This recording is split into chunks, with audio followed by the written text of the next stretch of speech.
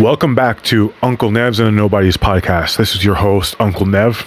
Today we're going to explore the stories behind the statistics. So let's get ahead and dive right into today's topic, which is the lonely man's burden, capitalism, masculinity, and its epidemic of isolation.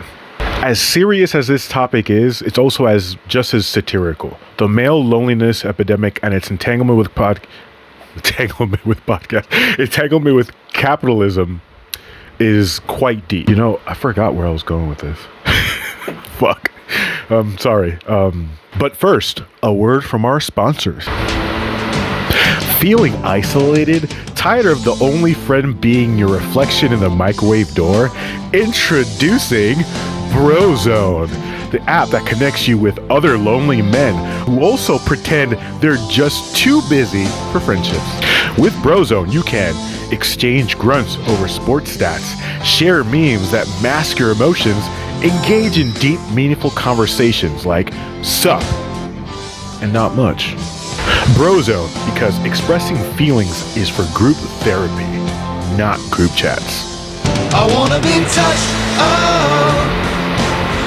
All right, let's give it up for our sponsor, Brozone. And if it's launched today on the App Store or on the Google Play Store, and if you don't have one of those phones, well, tough titties. So this main segment is going to be talking about the depths of male loneliness. Now let's get serious. The male loneliness epidemic isn't just a catchy headline.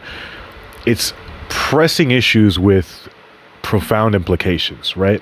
Think of it like a lot of these isolated dudes do it going out and doing some pretty horrific stuff is self-explanatory. So according to a 2023 report by the U.S. Surgeon General, loneliness poses significant health risks, including a 29% increase of heart disease and 50% increase of developing dementia in older adults. This source is PayPost Psychology News. But why are men particularly affected? And this is where the connection to capitalism comes in. Capitalism, with its emphasis on individual achievement and self-resilience, often discourages the formation of deep communal bonds. The pull yourself up by the bootstraps thing, that mentality doesn't leave much room for vulnerability and, dare I say, even emotional expression. I'm going to butcher this guy's name. As Piyush Patel notes in his analysis of the loneliness economy, industries have capitalized on this isolation, offering superficial solutions that often exacerbate the problem. Sorry, I sometimes have to put on an accent to read my fucking notes. Sorry. Sitting here and trying to put into words this epidemic that's quite happening isn't easy, because quite honestly, I think if anyone were to step outside and just interact with the world, you can quite see this in your face. Like, look at your Uber driver or their DoorDasher, right? So much of their time is being slaved away in a chase of the almighty dollar, right? Because in this hope of, if I get enough of these resources, or I gather some kind of success in this, that I might be able to appeal to the opposite sex or whatever gender that person wants to appeal to. And that's quite saddening, because we've come to this point in time where you think of it like, where is the chance to sit here and foster good communal bonds with your community, or even to start a community?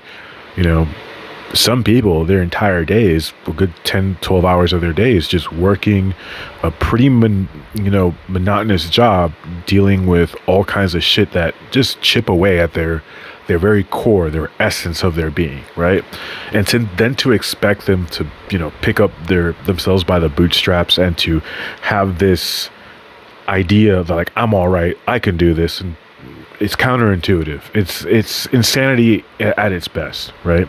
If anything, I'm always going to be encouraging to the good old fashioned way of things, like go to your local library, go to your local pub or something, and start there. I know it's kind of nuts to say, hey, go to your fucking bar and try to talk to people, but again, something is better than nothing. That way you can get some real life experience points.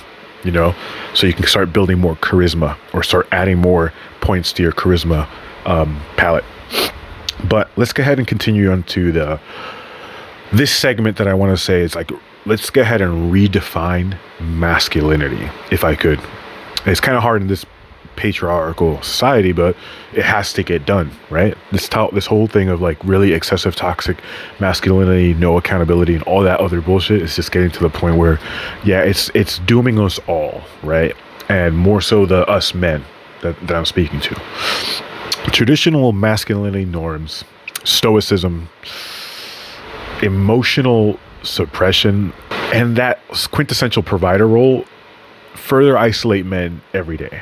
A 2023 study highlights that many men feel societal pressure to conform to these outdated standards, leading to reluctance in seeking help and forming close relationships. Moreover, the stigma surrounding male vulnerability often prevents just any kind of discussion or feelings. You know, it's perpetuating a cycle of isolation where we just found out news of FSU, and again, this is why I can't stress enough that capitalism is stripping away everyone's humanity. You know, within the system, our day-to-day interactions with one another are constantly being compounded and more reinforced, right? So I may not have, I most definitely will not have all the answers, but the one thing I do strive to achieve in this podcast is, you know, we're keeping this real, but most importantly, we're going to keep this rooted in reflection. In all seriousness, some of this stuff is profoundly tragic. And I think if we can just take this moment to just acknowledge that, you know, even though we don't have much of a choice on how we interact with the system, there are smaller things we can do to kind of like start breaking away from that and course correct. So with that being said, my little, you know, tidbit here is just remember that regardless of where you stand in life or where you're coming from, that we're all human. We're all going to have lore, a tragic past, or some kind of things that we're still coping with today, right? So let's go ahead and try to go into one specific post that caught my eye. Oh, and if you're watching this on YouTube and you're not listening in on like Spotify, bear with me. The mess behind is my laundry that I just did. So please, again, have the understanding that like I live by myself, meaning I cook, clean, do all this stuff myself. And that means I have to schedule in time to do these things. I'm human just like you. I don't have someone else just, you know, to do these things. I do it all myself, meaning fix the roof, take care of some big ass leak I had in my washing machine the other day.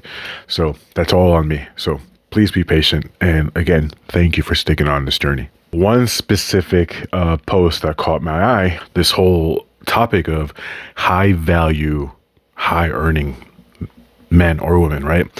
That in itself should tell you that you're robbing one another from each other's humanity, right? Because you're literally looking at life through the capitalistic lens and saying that, hey, you are of only substance or value pertaining to this criteria, when in reality, high value should necessarily only be implied about, you know, the ethics. Let me just stay on topic and say that by looking at for me as a man and saying, and this is hypothetical, I don't think this way. And this is part of the reason why I've been able to, not to brag, but able to have date such a wide body of diverse individuals, meaning someone who made six figures to someone who is in the same tax bracket as me. And a good reason what allowed me to have longevity in a lot of those relationships is being able to be human with people, right? Not seeing them for what they have or objectifying them, but seeing them as a human being, right? Who has lived and gone through things that, you know, I may not know about, but the whole point is to get to know, right? So back on topic about the whole high value, male or female, it ultimately really does say everything you need to know about a person, right? They're attributing some fallacies that are not contributing for the betterment of society in any way. Because there are parts of the world where, being a doctor doesn't mean that you're of high value, in the sense of dating, right? Means that you're doing your part for the betterment of humanity, right? So hence why I kind of tell people, like, if you're going to go into dating, or if you're trying to really open up your prospects, you got to look at yourself first and foremost. Take a long, hard look at yourself, right? Because the reality is, these are all superficial things. The inevitable and, universal truth is, at the end of this, you die, right? None of that stuff matters, right? If you want to talk about lasting impressions and legacy, then it's all about how you've treated people, right? It's not about what worth or high value you are. I mean, I don't want to use as an example as Mother Teresa, but do you think Mother Teresa's net worth is a contributing factor as to why she's remembered? Right? I don't want to use someone like this, for example, but Malcolm X, Brother Malcolm, someone I highly revere, right? Do you think his net worth or his income is what attributed to people remembering him? No. It doesn't do you any good to sit here and go about doing that to your fellow human beings. The one thing I would say is, high value should always be about the other person adding value to your life. Like, if anything, if we're going to look at something, like, I try to keep my circle filled with people that, it's a reciprocal nature. Like, what value can I add to their lives, right? And vice versa, right? That way, we're all, in a sense, grounded in our humanity, meaning that this person has lived experiences and a different perspective than I do. That is priceless. You can't put a price on that, right? But most people in the dating world don't do that at all. What they're looking for, right, is to basically fall into the guise of capitalism. Like, how good is this person going to make my success? How good is this person going to have our outward appearance be? Are we going to be a power couple? And reality is that that's all superficial. It has nothing to do with your actual humanity of being a person. Your personhood is always being removed in capitalism, right? I don't know. I don't understand some people. That's just not for me. It's just attributing value is always going to be very subjective. But I think universally speaking, we all can agree that, someone who has your best intentions at heart, like, wants to add value to your life, wants to make a profound change in not just your life, but theirs. Those are the things that matter.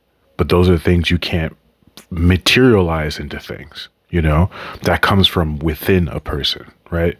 So whenever I see things like this, I want y'all to have the level of awareness to understand that all they're doing is confessing to you their shortcomings, right?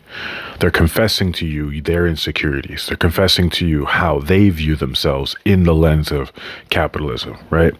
So with that being said, before we continue on with the podcast, I kind of want everyone to at least always do the inner work. Look at yourself. What can you do and work on that'll be of value, not just to you, but to your fellow human beings, right?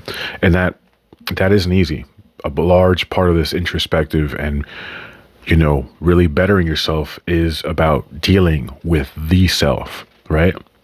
Again, I'm not some psychiatrist. I'm just a regular person, service member, Marine, Semper Fi, till I die, convict, an overall dude, artist, many things, that's just me in a nutshell. So before we go ahead and continue perpetuating, capitalism's way of compartmentalizing human beings, we all are a plethora of things, right? All right, so let's continue on with the program. But how do we go about redefining masculinity? And that's hard, because if we look back throughout human history, anyone who is a trailblazer or doing something different outside of colloquial norms has always been ostracized, right? So we can look at Galileo. You can even use the dude himself, Jesus Christ, right? But those are all often examples of the fact that in every period of human history where these trailblazers stood, they were often ostracized for that. So my only tidbit to this is if you see something different or you see something rather unique, instead of doing your human nature of just being fearful and going against it, why don't we take a step back and try this kind of approach? Meaning, before I have an opinion, before I even start being a naysayer, let me try to understand what this is, right? Because, for example, why does a certain recipe call for, I don't know, a certain level of acidity, meaning tomatoes or lemon? Before I sit here and say, I don't like this, let me, open myself up to trying it and see why and what makes it work so well, right? I know that might be a little bit very taboo for some people, but if you can't travel, you're not in a metropolitan city, you're not exposed to these things, it's up to you to start exposing yourself to those things, because it's not gonna come to you. Prime example, not to say my party affiliations, but let's just say the guys who like red, they're not coming to look for me to have a conversation, right? The people who like Frundle Frump are not looking to look to me to have a conversation. So that should really put into perspective, right, of how, quite honestly, fucked things are. Because at the same time, in order for you to be a better person, you kind of do have to look for some levels of adversity, right? You can't always be around folk that think the same or kind of go about the same things, because that ultimately means you're not going to have any growth, inner or outward growth, right? So I love, what was that podcast called? I think Late Night Conversations or Last Night's Conversation. There are very progressive individuals there, but moreover, when people start to ask these questions, you start to see how they're, in a sense, stuck in a cycle of like perpetuating a lot of toxic and unhealthy things. Where, for instance, if we men want to have this kind of safe space to open up and talk about the really uncomfortable and tough things, it's the opposite sex or whatever have you, whatever gender or things you find to be your, I guess, attraction to create a safe space in that scenario is often pretty hard, right? Especially with how late stage capitalism has made things. But it all starts with just simply understanding the humanity in one another, meaning this person that's going through these things is no different than I, and that these lived experiences are our only way of creating that bridge of understanding. And let me nerd out with some engineering tips. You can't build a bridge just from one side to the other. It kind of needs to be started on both ends for structural integrity.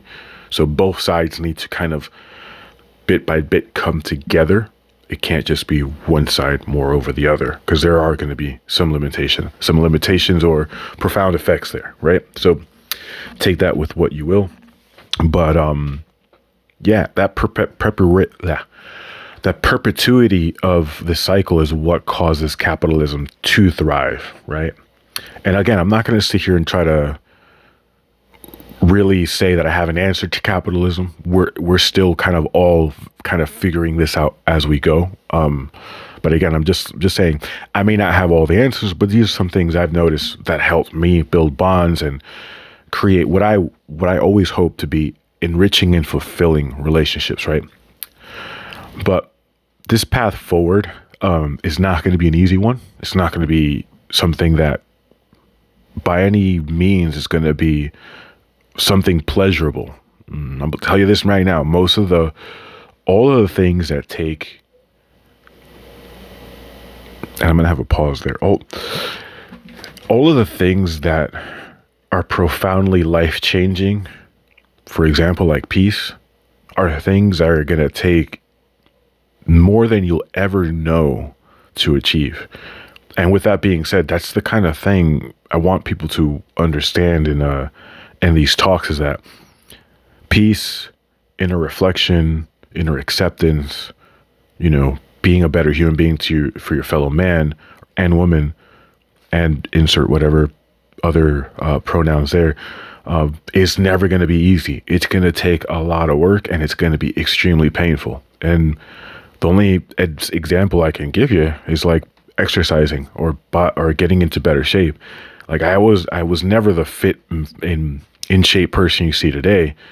That all took a hell of a lot of work, and that meant understanding my own biases, my own inner reflection of how I perceive myself.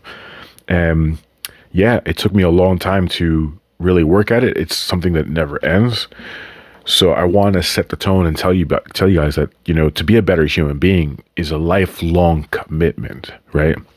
It never ends. So the more we understand that, the better off we're going to be with, staying the course, right? And again, most of that, if not all of it, really is down to you as a person. Like, where do you stand in the whole social landscape of things, right? Focus on whatever issues you may have, because the more you start to, I guess, have that self-awareness of the world around you, the better off you're going to be to mitigating and managing all of this, if that makes sense, right? For instance, it's like when you're on your healing journey, you start to become aware that every judgment that a person puts out into the world, it's just really an outward confession. When you start seeing people talk about, this is the thing I can't stand, like the whole 50-50 thing, really right there, it's letting you know where where their life experiences have taken them to, right? And that what they're saying is a confession on some of the things that probably hurt them, or some of the things that they were looking for, right? You should never take a lot of this stuff like that on the internet as like something that's directed to you. And that's that's ultimately what I wanted to say, is like, where a lot of these like incels and most of the dudes are coming from is from that standpoint. Like, they don't know how to better communicate and articulate with the world around them. So what they do is start to build these walls and start to self-isolate and start to make everyone else the problem without really doing the inner work of understanding what is happening, or how are they coping with things, right?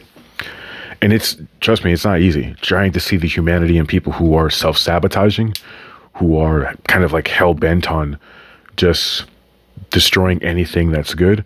But understand that that's all a human experience, I think if we look at any hero's journey, we can kind of see that happening, insert whatever comic reference or anime thing you see here, because that's what makes some of those stories profoundly life-changing, because you get to see that character kind of go through those things and in a sense overcome them, right?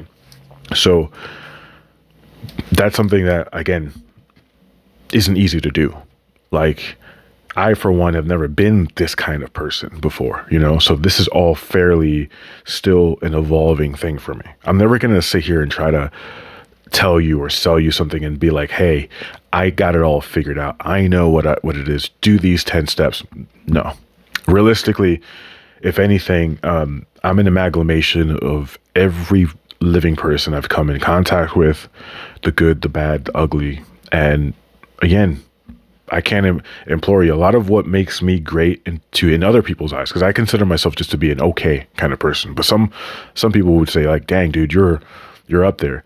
And I keep telling them, all I am is just that. Like, I try to learn from everyone, even at my old age. I can't and will never have this idea that I can't learn from someone. So let's go ahead and try to focus now, if we could, on the path forward, right? What does that look like? But more importantly, addressing the epidemic requires systemic change. It really does, right? So I try to at least steer people in this first step is like promoting emotional literacy.